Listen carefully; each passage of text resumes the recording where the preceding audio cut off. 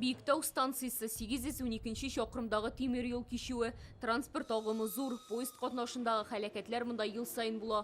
Фаил Абдрахманов әлеге юлдан күн сайын уза, қағидаларны үтәмәүче машина йөртүчеләрне даими күрәмди. Иртәнге якта кешеләр күп вакытта ашыгалар, икенче рәт булып басалар. Беренче килгән машина янына басырга мөмкиннәр. Переездның ачылганын көтеп. Кай вакытта пешеходлар җәяүле йөрүчеләр дә ашыгып килеп керәләр. Быелның 2 айында Татарстанда темир юл кишүләрендә бер юл транспорт хәләкәте булган. 8 гыйнвар көнне бу участокта машина йөртүче светофорның кызыл утына чыгып, поездга килеп керә, зыян күрүчеләр булмый. Әлеге юл переезда безнең юл хәрәкәте инспекторлары тарафыннан һәм дә инде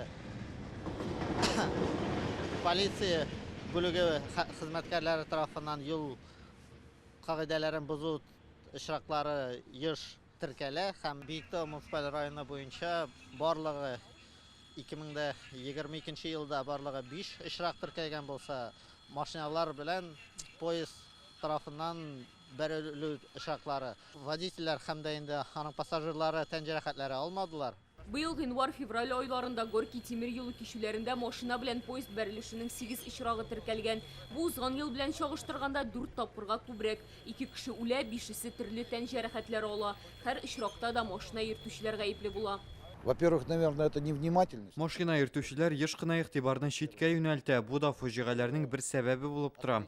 Казан шикләрендә иң куркыныч участоклар ул Мебельград һәм Дәрвишләр бистәсендәге 800-нче чакрым. Внимание, через дорожный переезд. С этим можете ознакомиться с информацией. Тимер юл хезмәткәрләре хәзер машина йөртүчеләрне туктатып, тагын бер кат юл йөрү кагыйдәләре белән таныштыра. Фаҗигаләрнең санын киметү өчен мондый профилактика чараларын Татарстан буенча үткәрәләр. Правила соблюдать и кирак обязательно, иначе ДТП будет. По сторонам смотри и будь живой и здоровый.